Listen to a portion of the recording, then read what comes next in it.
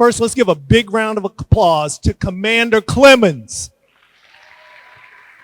All right, you guys familiar with Commander Clemens? He has put a lot of work, time, and effort into this, and I want to thank him on behalf of all the other organizations that are here for pulling this together for you. So now, with that said, and without further ado, I want to introduce our first dignitary here, I'm going to call her, because she too is important to you. Her name is Miss Pamela Smith, and she is the director of CTE and college and career readiness programs for PG County Public Schools. Miss Smith.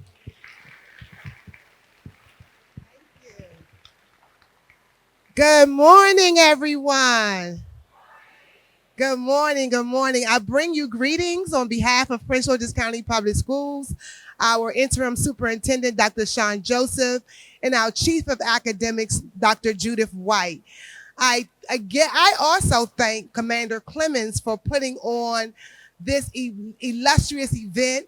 Him, along with all of the CTE department team and the Office of College and Career Readiness. I welcome you, give you warm welcomes today. I hope that you take this opportunity to learn, to explore, to talk to the people that are here so that you can get some ideas of your next steps. Do I have any seniors in the house?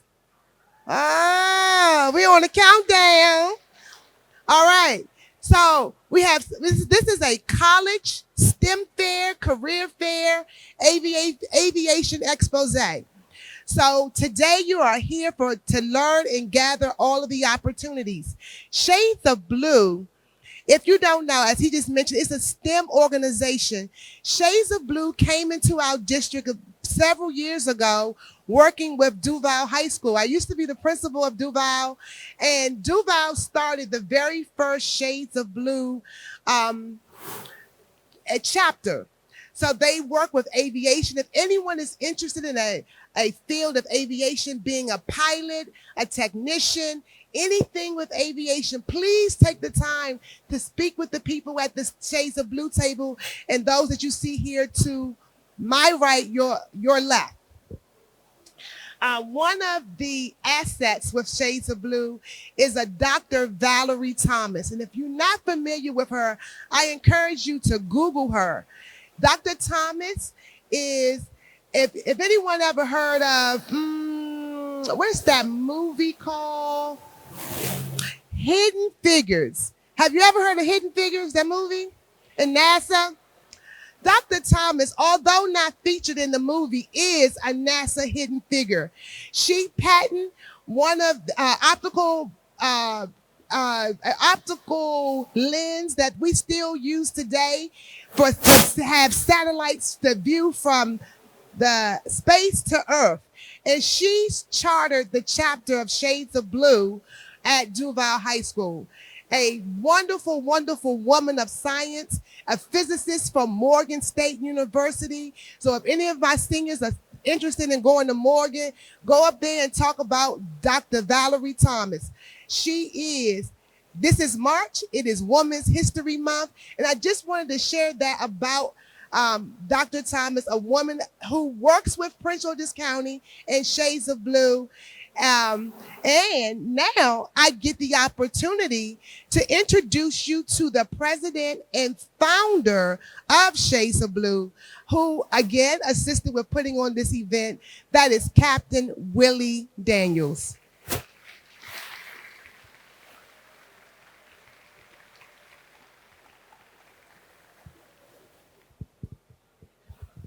you. Good morning, everyone. I'm going to try that one more time. Good morning, everyone. Good morning. Yeah, most of the time, if you heard me speaking, it was because you were on my flight going someplace. And my last 27 years as a pilot with United Airlines, you might have been on my flight going to Australia, over to Tokyo, Japan, or Hong Kong, China, or over to Europe, or down to Dubai, or someplace around the world. I flew pretty much international for about 27 years. I am the president and founder of Shades of Blue. We founded this organization about 26 years ago with the idea of taking airline pilots alongside of engineers and scientists from our working environment into your working environment in the schools to tell you about the opportunities that were available in both aviation and aerospace. And today, being out here with all of this magnificent equipment that has been created, you know, a C-135 aircraft, a F-16, you got a Hilo over there, and having an opportunity to learn a little bit about what it is to be involved in aviation, you guys are in a perfect position for our future of the country. This is a great opportunity, and I'm going to take this moment to introduce Colonel Dietrich Detrich. And she is the commander in charge of this area here. So I'd like to take a moment and introduce her.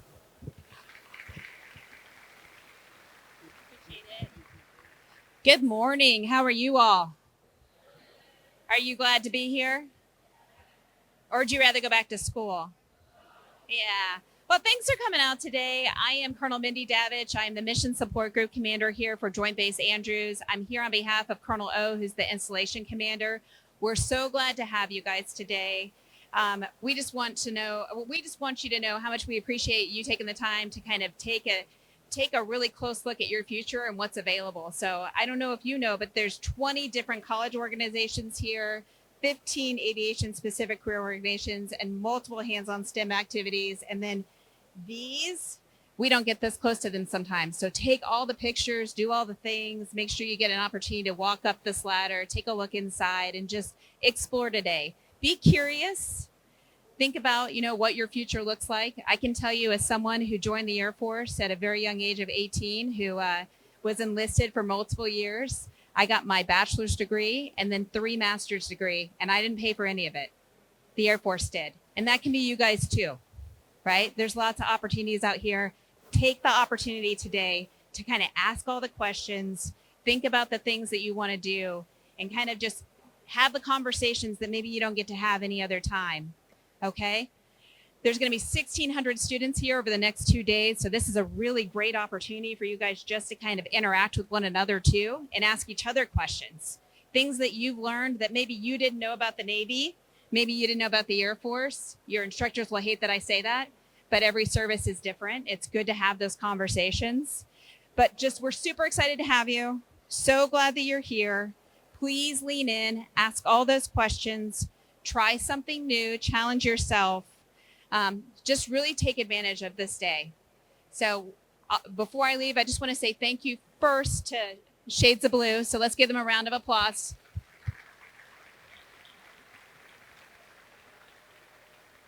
Commander Clemens, wherever he is now running around, he put a lot of time into organizing this to make this happen for you guys. So give him a round of applause.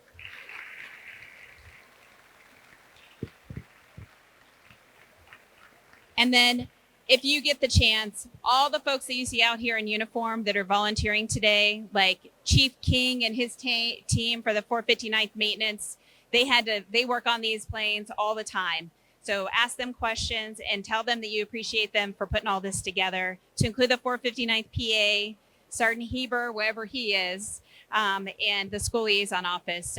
Say thanks to all those folks because they want to invest in you and they want the best for you guys. So I hope you have the very best day. I'll stick around at the end too, just to see you guys. But again, just best of luck. Ask all the questions, challenge yourselves. You have such a bright future in front of you. Thanks for letting me be here today. Have a great day.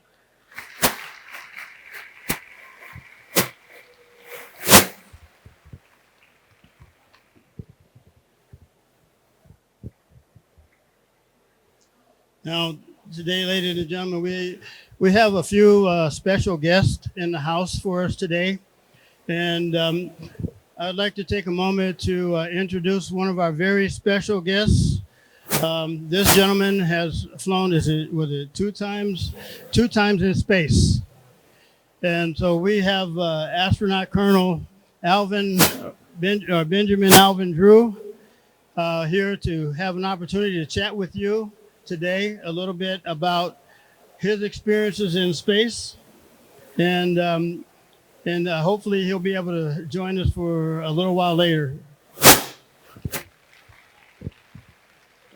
Thank you, Willie. Appreciate that. You cannot imagine how much it warms my heart to see all of you out here in uniform, looking at lives of service out there, and also folks from my very own hometown. I grew up in Washington, D.C., in the neighborhood of Brookland. Anybody from Brookland out here today? No. Now, when I left home, my parents snuck away. They moved to another spot, but I found them.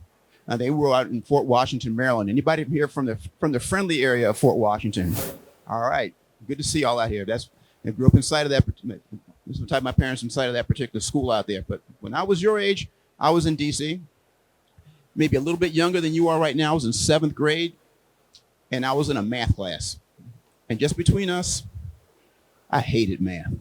Couldn't stand it. Didn't see why I was got to put a bunch of numbers together, why I want to divide one number over another and get those different pieces out there. Until one day they gave me this word problem where I had a rescue helicopter, like that one over there, and there was a ship in distress out of these coordinates, and I had to go out and get them. And while the ship was moving, I had to plot an intercept course to get this helicopter out to the ship. And I was using all that math that I had learned over the last 6.5 years to go figure out how to save somebody's life. And suddenly math was cool because I could do something with it. And so the tools you're getting right now are there to help you, even if you don't quite understand what they're there for. But once you understand what it's there for, it can inspire you if it's something that matches up with you. Now, it's odd enough that I worked that problem, and 12 years later, I would be an Air Force helicopter pilot rescuing people off of ships in distress at sea off of Myrtle Beach, South Carolina. Funny how things like that work. Now, years ago, there was a study. They had these, I think, graduates, it might have been Colgate University. They were asking them what their ambitions were as they walked off the stage on graduation day. And what they found out as they tracked them through life is that just by the mere act of saying, I would like to make $1 million somewhere in my career, you would be 10 times more likely to make $1 million at that point in your career. Didn't matter what your grade point average was. It didn't matter what career you'd gone into. Just the fact that you had said it out loud. Now, also when I was in 7th grade, I didn't know about this. I'm not sure the study had even happened. But they gave us this thing where I had to go write down what my ambition was in life. And I said, I want to look up from my place of work and see the curvature of the earth from space. I want to work in space. Didn't think any more than that, because as soon as I got that assignment done, I could go to recess and I was off playing because it was a nice day like today and I wanted to be outdoors. Years later, I would be at the Air Force Academy, not much older than you guys are right now. I was 17. And I'm talking to the head of the physics department. And he goes, have you ever thought about being an astronaut? Out of nowhere. And I said, well, how would I do that? And he laid out a flagstone path for me of the degrees I wanted to get. I wanted to go fly. I wanted to become a test pilot school. And I had a path to go do that. And 30 years later, I was out working on the International Space Station. I took a break. I looked up, and there was a curvature of the Earth from space, and it came back to me in a flash that I had asked for this when I was 12 years old. Think about what you want to do right now. You are already on the journey that determines the course of your life. And just by having a dream, just by saying that dream out loud, even if you don't have a plan for how you're going to get there, is what you should be doing right now. Because once you have that, there are folks out there who will tell you how to get where you want to go. Whether you want to go fly jets, if you want to go work on STEM type of career fields, if you want to go be an opera singer, find the people who are at that end of the journey you're trying to get to and talk to them. They are happy to see you succeed. They're happy to tell you how to get where they are, and they will give you those flagstone paths that will take you on that journey. The journey will never go as you plan, but those of you in the military understand this thing called commander's intent. Sometimes you get knocked off your plan, but if you know the intent, you can correct back and get back to where you're going to go do that piece out there. So knowing that right now, having that commander's intent right now will get you to those places out there. And the people around you right now, if you want to go do these things, they're in this hangar with you. They're out on that ramp out there. They are more than happy to take you down those paths. I'm happy to talk to you about a life in the service. I spent 26 years in the service, flying aircraft, being a test pilot, being an astronaut. So if you want to talk about flying, you want to talk about being life in the military, I'm happy to talk about those things with you too. But it just makes me happy to see so many of you out there on your journey right now. And everybody in this hangar wants you to succeed. So hang in there. Thank you.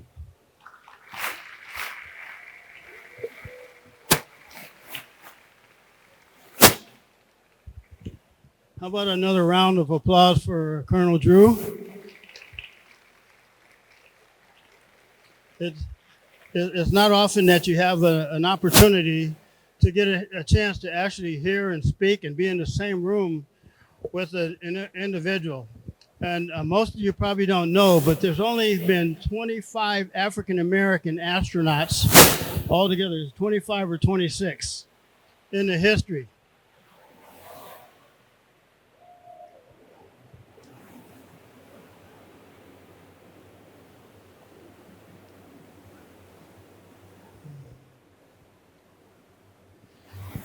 That's the fun of being a pilot. You get a chance to hear those jet engines roaring overhead. So every now and then you have to be patient. But my next panel is a group of airline pilots.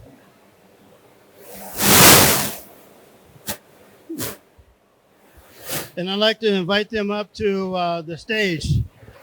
The first one I would like to introduce is none other than my own niece. And she's a Airbus 320 first officer with Delta Airlines, Miss Tanisha Wallace.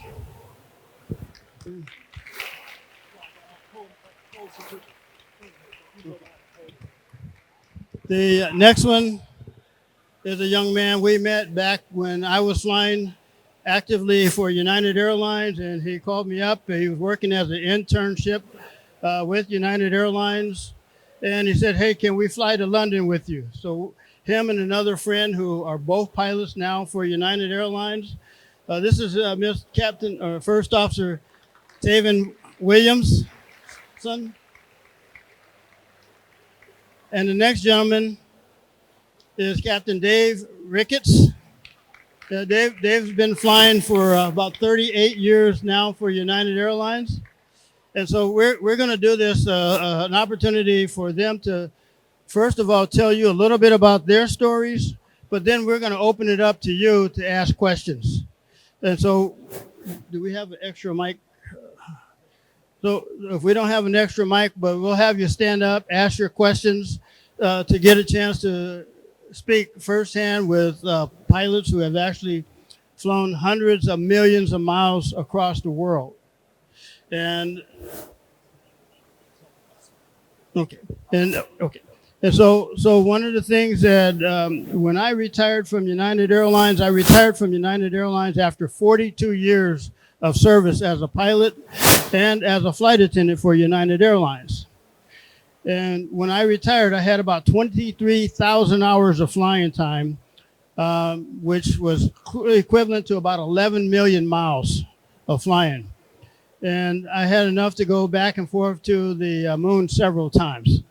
So I forgot the number, how many times it equated to, but these are some folks. And for those of you who want to become pilots, this is a great opportunity firsthand to hear about them.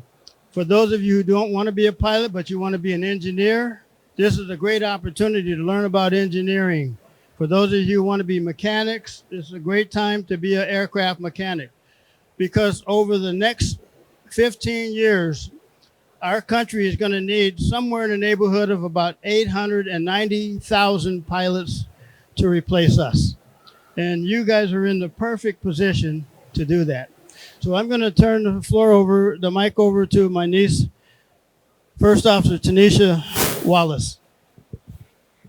How about a round of applause? Thank you, Uncle Willie. Well, it's a pleasure, everybody. It's nice to see these beautiful faces out here. Okay. I'm going to do something a little different. I'm going to get out and come talk to you guys face to face. I need to stretch my legs anyway. I've been sitting too long. Well, how's everybody? Everybody's doing all right? Everybody had a long drive up here? So what grades are we in? 12th grade? 10th? Well, you know, about the time I got started, I was about you guys' age in high school. When I was in high school, I took some classes for aviation and stuff. And of course, I was introduced by my uncle. He had walked off. I don't know where he went. He he had introduced me into aviation. So I, decided to walk in his footsteps. And boy, am I so happy that I have done it. Now you guys got this golden opportunity. All of you guys are in ROTC. It's your time right now to think about what you guys want to do. When I was your age, I was like, who cares? Like, life is going to come when I'm ready for it to come. But this is where you guys need to think in your mind what you guys want to do. Okay? All the guys about 15, 16, 17 years old, you guys get your pilot license right now. You guys know that? Everybody know that? Some do, some don't. Well, right after high school, I went straight to college. I had got my associate's degree doing aviation school, and then from there, I had ended up going into the Army. Now, all you guys are Air Force and Navy. I wish I had that opportunity, but life happened to me, so I ended up going next door to the Army, which was fine, because here I am today. After doing 5 years in the Army, I had got out. You guys heard about the GI Bill? Yes? Where you get your degree and stuff and try to find a trade school that you guys go to. I took that opportunity and did what I need to do to get to where I'm at now. Now, I tell you, it took me a little bit longer because my mind wasn't always there. So I'm glad that I decided to straighten up and get to where I'm going. But I've been here. I'm a first officer with Delta Airlines. I fly the Airbus 320, and I fly domestic. What that means is I fly all over the United States, the Caribbeans, the Mexico, Hawaii, up to Canada, and places like that, which is fun to me. They gave me the keys to the plane. I'm going anywhere. That gives you guys the opportunity to go places too. My next goal is do international. So I believe I'll be getting that bid coming up here next week. So I'll be going overseas to London and Athens and places like that I get a chance to see. So maybe you guys could do that too when you guys get a little bit older. I could talk all day, just like my Uncle Willie, but I'm gonna go ahead and pass the mic over.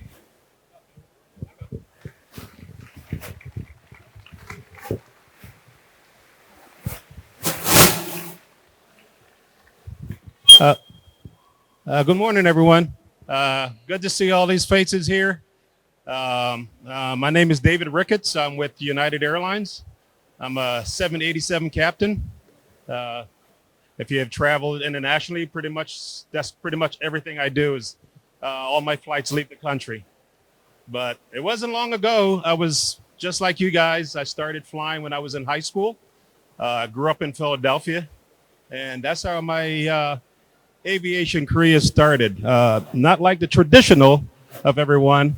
Was not too interested in high school, so I got started by skipping high school. I decided to take the day off from school. We're calling it hooky in school, and went to the airport. And the gentleman was there fixing an airplane, and I just sat there and watched him. And he asked me, was I interested in flying? And he said, yeah. I said, what are you doing? He was just changing a tire. So he offered me to go on a flight test with him. And if I liked it, he will give me a free lesson. And that's how I started. We went and took off. He did let me fly the airplane a little bit. Went back, and he says, I'm going to give you a free lesson. Come back anytime. And from there, I took lessons from his flight school. Went on to college. I went to a flight school in New Hampshire. Got all my certificates and ended up working there as a flight instructor before I graduated high school. And after I graduated college, I flight instructed for a few years, worked for some small airlines, And I met a bunch of pilots at the airport. Some of them were airline pilots, and got to know those people. They introduced me to more flying. I flew with them, and eventually I got a job with Pan American Airlines, Pan Am. You guys may not know that because they've been out of business for a while. But that's how my aviation career started. I got hired with United Airlines back in 1987, along with Willie here. Most of my flying has been with 737s, 727s, 57s, 747, 777, and right now I'm a 787 captain. I've been there for 38 years, as I said before, and I'm about to retire. So I'm in my last year with United. I will retire in December, and it's been a long journey. I've been to places that I never thought I would be going. I've pretty much been everywhere in the world. So that's an opportunity for you guys to travel, see things, things that you may not even think that you would see and do. But the opportunity is there for you. There are lots of new opportunities for you through this way. You can talk to me, you can talk to any of these guys, and we can tell you the best way to go. So some of you guys are in ROTC. It's a good way to go if you want to fly military jets, fighters, or transport. And so you can, it's a good opportunity for you guys to do that. But it's been a journey like I said, for 38 years. I've been pretty much everywhere I could go and places that I never thought I would ever go. Just recently just got back from South Africa. Never been to Johannesburg, so took me 38 years to get there, but I've experienced it. So we're welcome, you guys. We're here all day to ask and questions and answers, anything you want to know about flying, how to get involved, what the process is like. So good luck with it all. All right. Thank you.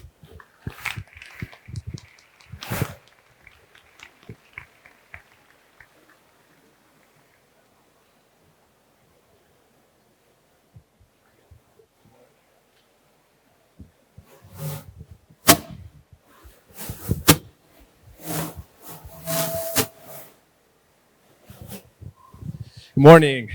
How's everybody doing? We tired yet? No? All right, come on. I want everybody to stand up real quick for me. Can everybody stand up? You said thank you. All right, we're all just going to shake our legs, wiggle around a little bit, wake ourselves up, okay? How's that feel? All right, wave your arms a little bit, do something. All right. You can sit back down if you want, but if you want to stand and get the blood flowing, that's fine too.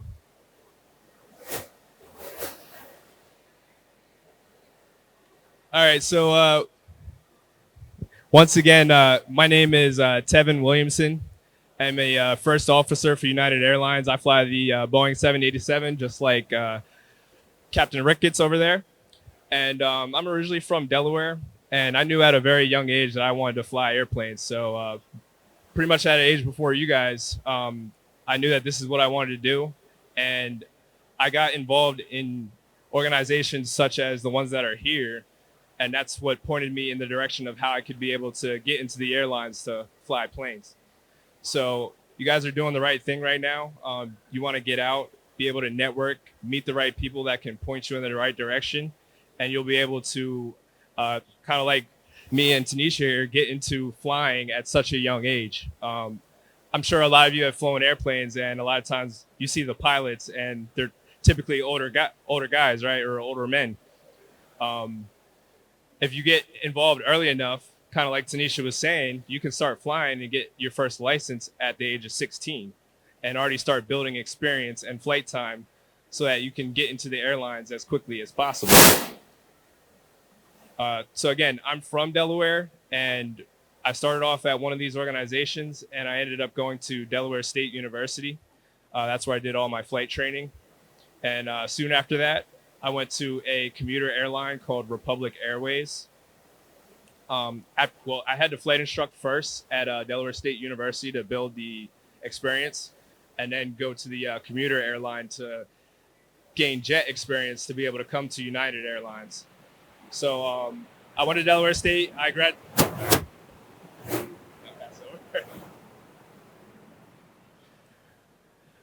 So yeah, I went to Delaware State University. I graduated in 2017. I started flying for that commuter that same year in 2017, and then I got hired at United Airlines at 2021. Again, I fly the Boeing 787, so I do international flying. And a typical month for us is we work about 4 trips, and it's one leg out. You have like a 24-hour layover, and then you work one leg back home. So you typically end up with you work about 15 days a month and have about 15 days off. So I mean, it's a really good lifestyle. It's awesome. You get to travel the world. You get to see things like we've been saying, see things you never thought you'd be able to see, and go places you never thought you'd be able to go, and get paid to do it. You know, I mean, that's the cherry on top for what it is. And so, for example, my trip tomorrow, I fly out of Newark, New Jersey, and we're going to London. So I'll fly out at about 10 a.m. in the morning. We'll get to London that evening about 9 p.m. We'll have a 24-hour layover, and then fly right on back the next day. And again, you have plenty of time off in between those trips. So I'll do that trip. I'll have about 4 days off before I do another trip next week, where I'm going to Brussels, Belgium in Europe as well. So again, it's an awesome lifestyle. Even if you guys don't want to get into being a pilot, just aviation in general is just a really cool industry, and there's so much opportunities within aviation that you can get involved with. Like, for example, you could be an air traffic controller. That can take you places as well. You could go anywhere in the country and control the aircraft that are coming in and out of that airport. And you can also be a mechanic, fix the airplanes. Somebody's got to keep them running so that we can keep flying all over the country and all over the world, So again, we're getting ready to open up to your questions here. So please, if you have any questions, if you want to network, just anything you can think of, don't hesitate to ask. Because back when I was in your chair, there was times that I wish I did ask questions, and I had known certain things that I could have got the information way sooner for that I do know now, So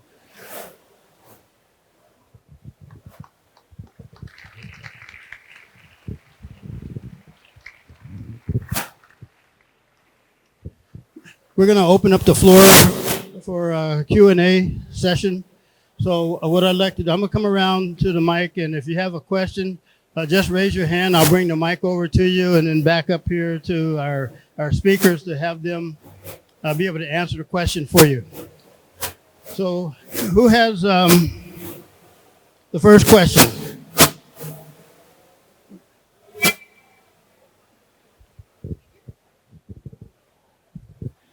Hi, my name is Gavin from Friendly High School. From Friendly, everybody give it up. Give it up for Friendly.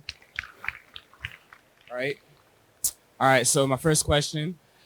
As a Black pilot, what are some of the struggles that you have faced? Well, I guess because I'm probably the oldest one, when I hired on with United Airlines back in 1978, initially as a flight attendant for United Airlines, I worked as a flight attendant for about 8.5 years and then transitioned into the cockpit.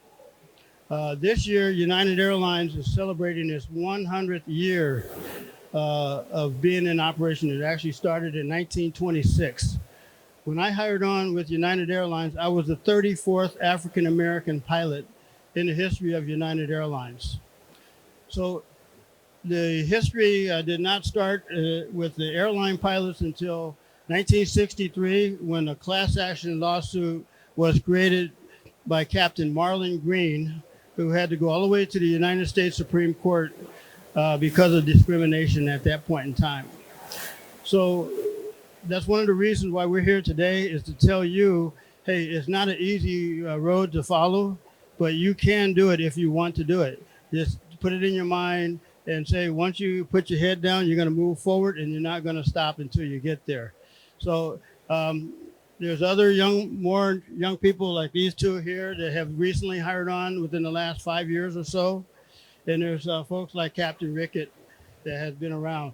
So I think you should go after it. Don't stop and don't ever let anyone tell you you can't do it.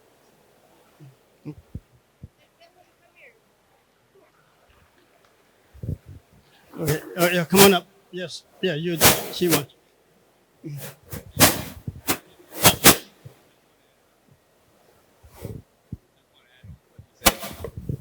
And I just wanted to add on to what Captain Daniels just said.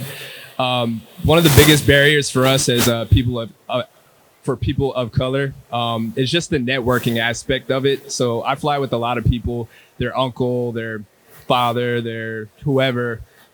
They fly planes or they're already hired at United, and that networking just gets get your foot in the door into opportunities that typically isn't available to us just because we don't have anybody or have any family members or know anyone that's in the industry. So I would say that that's a pretty major barrier for us.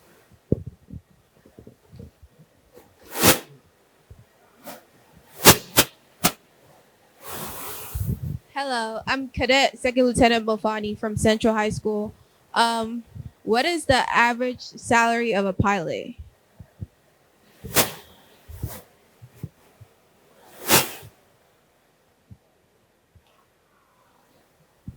That's a good question. Right now, we have contracts that we work with every 4 to 5 years. So that contract extends our pilot pay. The lowest you could get started, especially as a flight instructor, could be anywhere from like 20,000-30,000, and it could get to the top rating up to close to 500,000 a year. Yep. And if you start young enough at 24, can you imagine being 6 figures for 40 years? If you do the math on that, you're looking at being a multi-billionaire or a multi-millionaire by the time you retire. Yeah, just to expand a little bit more on pay, it varies depending on the airplane that you're flying. So as a junior pilot, you may start off on a 737 and you have a probationary pay, but within the first 2 or 3 years, you could be making over $100,000 a year. And if you start, you should have said, if you start off very young, and I got 38 years, he has 40 years, your salary will increase a long way. So you'll see a very, very good career. All right. And just a dovetail on that. On average, right now, the starting pay is over $100,000 a year for an airline pilot. Good morning, everyone. My name is Cadet Edwards, and I just wanted to ask a question for all of you. Where was the first place that you flew all by yourself?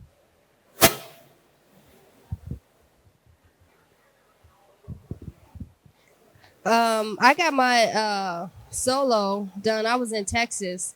So the first place that I had flown to was a little small town in Texas. Because in order for you to get your license, you have to do a solo. You have to do an airport solo and you have to do a cross-country solo. So it's part of the flight school where you go. I'm a local guy, so my first solo flight was to Salisbury, Maryland. The first time I flew by myself after my solo, I took most of my training in New Hampshire. So I think I flew down towards Manchester, New Hampshire, which is pretty much my first solo as a captain for United, was from Chicago to Hartford. So that's pretty much when you're pretty much in charge of the airplane yourself. So that's pretty much another solo. So there's always a solo going on, or a first flight to another destination. We're gonna take probably one more question because we have to move on with the program. So I would love to call on you up in the front, but I see a hand way in the back. Can I go back there? Way in the back. Okay. Okay. Who had a question? Okay.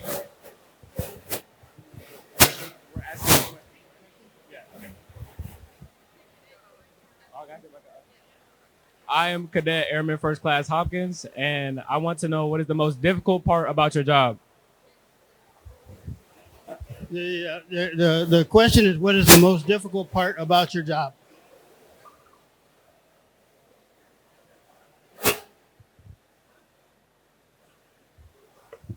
All right, so the question was, for those that didn't hear, what is the most difficult part of the job? And I'm going to be completely honest with you.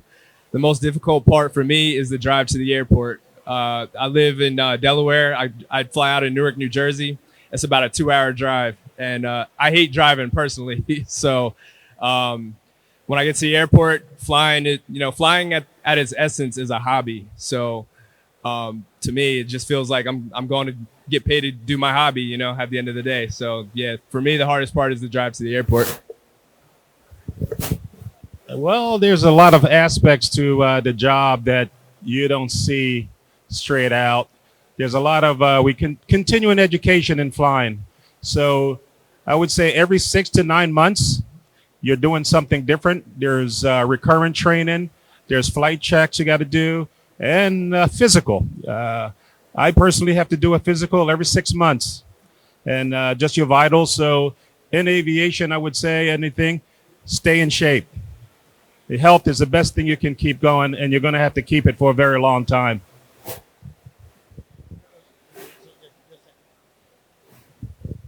Okay, they're getting ready to wrap it up, but I got some Delta trading cards if you guys want some. So if you guys are on your side, you want to come stop by, just come and stop by on the side and get some. And we have one more question. This young lady right here had raised her hand, so we'll let her ask her question and we'll wrap up. Good morning. I'm Cadet Palmer. I wanted to know, was there ever a time y'all were scared to fly? Like, was y'all ever scared to fly a plane? Our training goes on so much. Every year we're required to do our annual training. So we practice emergencies, we practice irregularities and everything. So that way, if a situation occurs, we are always in a position that we know what we're doing. So the time for fear to come in never really comes into flying. But with that being said, how about a round of applause for all of our guests, and thank you for your patience. All right. Hey, so we got a couple of other things that we're going to do here, and they involve you, okay? And there are going to be a couple of photos that we want to get so that we can, have to really commemorate this opportunity.